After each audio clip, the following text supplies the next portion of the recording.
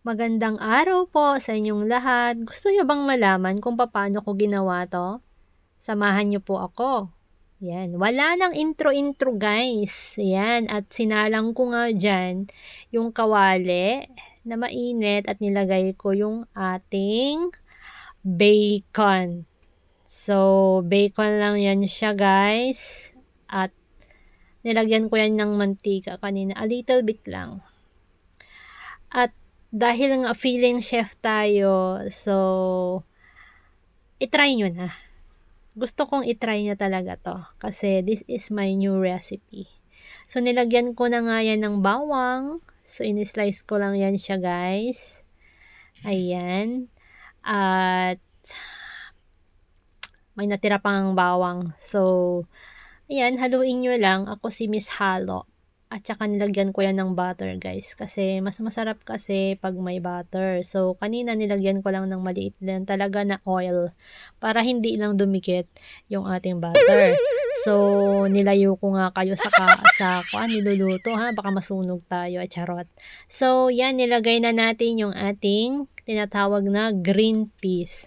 So yan, si Miss Halo. Talaga, Miss Halo. At nilagyan ko yan ng basil, yung dry basil kasi wala ako yung fresh basil. So, dry yung ginamit ko kasi yun yung available.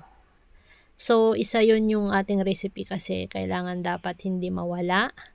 At nilagyan ko na nga yan dyan siya guys ng chicken stock. At binili ko lang din po yun sa market. Kung gusto nyong gumawa kayo ng chicken stock na sa inyo. So, gawa kayo guys. Madali lang naman. At ito po yung ating spring onion. So nilagay ko na rin po yan. Ayan. Dahil si Miss Halo nga sabi, ikaw si Miss Halo, lagi tayong halo. Halo-halo. Ha. So haluin nyo lang yan guys. Ayan. Papakita ko sa inyo ng malapitan. Yan. So, yan yung itsura niya. Or yan yung ating niluluto. So, pag mapapansin nyo yan, madami talaga siyang green. I love green. Ano ba yung favorite nyong color? Ako green. Green and sky blue. Basta, siningit ko na lang yan, guys. Ang ganda, no? So, wow! Ang sarap! Yan, guys. So, kung sino yung gustong magluto ng ganito, itry nyo po. Paulit-ulit. Ayan, si Miss Halo nga tayo. So, kailangan haluin. So, nilagay ko na dyan yung ating pasta. Niluto ko na yun yung pasta. Hindi ko na kayo nakita kung ilang oras ko yan niluto. Basta lutuin nyo lang guys. Mapapansin nyo yung pasta pagluto na pag tinikman nyo yung pasta. Kailangan natin tikman, of course. Para malaman natin kung luto na ba or hindi pa. Kaya nga ako si Miss Halo, halo-halo lang. At, ewan ko kung anong kinuha ko dito. Basta may kinuha ako, ayun. Nakikita nyo, yung water po yan ng pasta kanina sa naglutuan natin. Yan, lagyan natin siya ng konting sabaw. Konti lang kasi mamaya mawawala din yung sabaw niya. At yan nga po yung lemon zest yung aking linagay dyan. Kasi kasama po yan sa ingredients ng ating nilulutong pasta. Ayan, itaktak pa more. At in-slice ko nga yung lemon dyan guys at kung nakikita nyo yun. Kung kuan yung mata nyo. Faster. Na? Nilagyan ko yun ng lemon. Yung juice ng lemon po. So, kunti lang yung nilagay ko doon kasi ayoko yung masyadong sour. So, nilagyan ko ulit siya ng butter kasi nawawala na po yung sabaw niya. At kung napapansin nyo dyan, yan po yung tinatawag na lettuce. Yan po yung lettuce. Kuan lang po, take note lang po ha, mga ka-feeling chef. Pinatay ko na dyan or enough ko na po yung kuan pinatay. Inoff ko na po yan dyan yung stove natin. So, wala na po yan siyang, hindi ko na po yung on yung fire on, di ba? Kailangan talaga English. So, yan po yung hinahalo ko dyan ay parmesan or parmigiano. So, cheese po yan na hinahalo talaga sa pasta. So, kung naman guys, kung wala naman kayo sa bahay, di wag nyo na lang lagyan. Basta lagyan nyo lang ng a little bit salt. Wag lang yung masyado namang maasin, di ba? Baka naman yung titirahin niya dyan, yung kidney natin at hindi na healthy. So, pagkatapos ko nga niluto yung pasta, nagkuhan na ako. Basta, guys, sinugasan ko lang yung kwan dyan, ha. Zucchini, ha. Wala pong ibig sabihin yan. Ganyan po talaga ako maghugas ng zucchini. So, yan po yung green zucchini. So, ganyan lang po talaga ako maghugas. At hinuhugasan ko talagang mabuti para naman yung kakain ay masasabi niya talaga, wow, it's clean. Ang sarap ng zucchini. Ganun. So, kailangan natin yan siyang itaktak kasi marami niyang water. O, wala akong iniisip na masama. Baka kayo meron. Basta guys, sinugasan ko lang. At in-slice ko na nga po dyan ang ating zucchini. Hindi ko po yan kinuha yung dulo. Basta 3 lang yung kailangan ko. Kasi ang kakain yan ay isang tao lamang po. So, that's why 3 slice lang ang kailangan ko. Yan. 3 lang. Tama na yan. Basta 3 slice lang. Kayo na bahala kung gusto nyong madaming vegetables yung ihalo nyo. Yung pasta po kanina, tapos na po yun ha guys. Ito na po yung ating zucchini at yung steak natin. So, mahilig ako sa butter. Kaya, butter yung inuna ko na naman, no?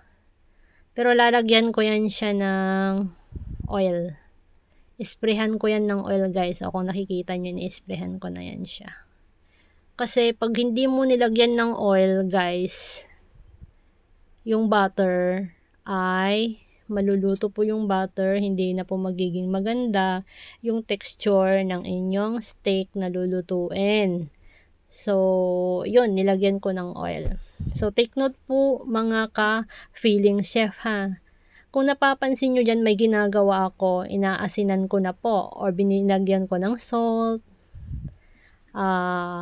paminta or black pepper at saka thyme po yan.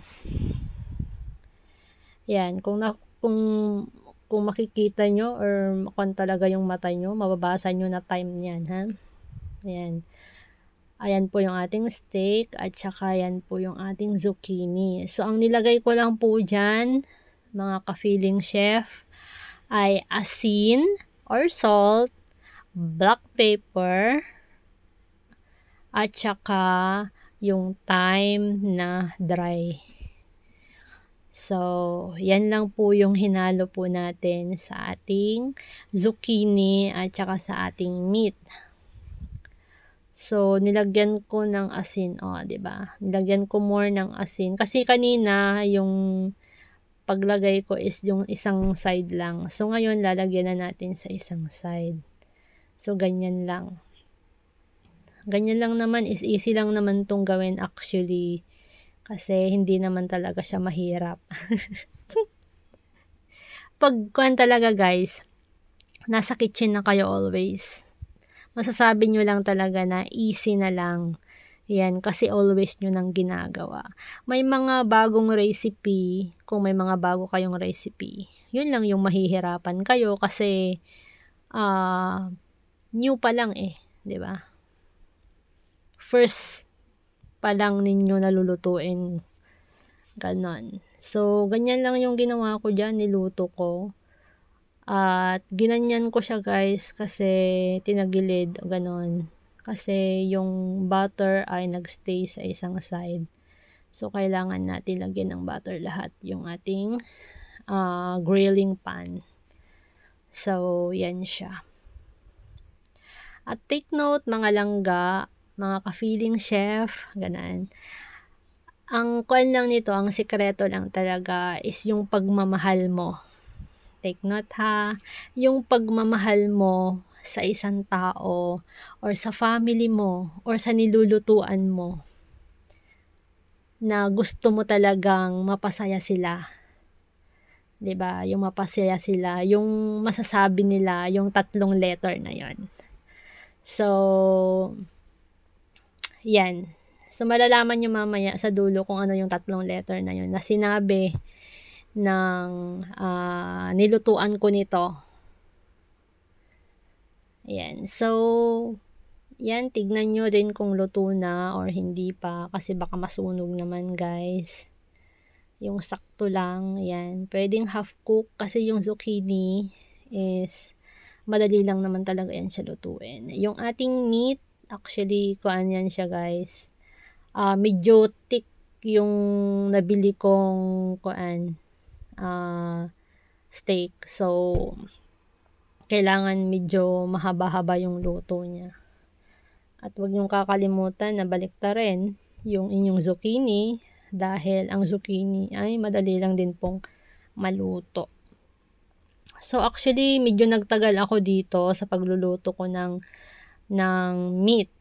Yung meat natin kasi medyo thick nga yung sabi ko kanina. So, yung pagka-slice nila, hindi ko na in-slice dito sa bahay. Kaya kung ano yung nabili ko na steak, yun na yun. Yun na yung iluluto ko. So, ganyan siya. 'Di ba ang kapal? Kung makikita nyo, makapal.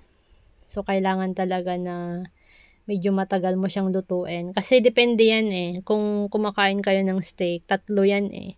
So, meron siyang rare, medium rare, at saka well done. Kung kumakain talaga kayo ng steak, yan yung tatanungin ng chef kung ano yung gusto nyong luto sa inyong steak. Yun po. Hindi po ako chef, feeling chef lang. Yun yung tiyakan ko dito. So, dahil matagal na din ako nagluluto, yan yung nalaman ko. No? Kunting kalaman lang po sa mga hindi pa po nakakain ng steak. Yung ganan. So, baka tanungin kayo kung pupunta kayo ng restaurant or kakain kayo first time yung kakain ng steak. Yun lang. Kung gusto nyo yung well done, yun po talaga yung naluto na talaga siya. So, yung medium rare, meron siyang hindi naluto sa gitna. So, yun yung medium rare. Tsaka yung rare, makapal yung hindi luto niya. Parang nandun pa talaga yung dugo ng meat. So, yung pinakita ko sa inyo, yan is medium rare yan. So, yun lang. At, yan, nilagyan ko na nga ng pasta yung ating plato. So, yung niluto natin pasta kanina, madami na akong nakwento. So, parang nawala ako doon . So, yan guys, yung green na nilagay ko, yan po yung spinach. Or baby spinach yung tawag doon. So, yan, nilagyan ko ulit ng cheese. Actually, cheese yan or parmesan. Kung hindi ako nakakamali. Kasi may mga ibang cheese na nilalagay para sa pasta. So, yan. So, kuan ko lang dyan, in-arrange ko lang yan dyan siya yung steak. So, hindi ko naman siya actually nilagay lahat. Kasi nga, baka sabihin niya madami na. So, ayan. Tapos na tayo. Maraming salamat mga kapatid. Dahil feeling chef tayo, sana ho nag-enjoy kayo sa ating video. Bye-bye!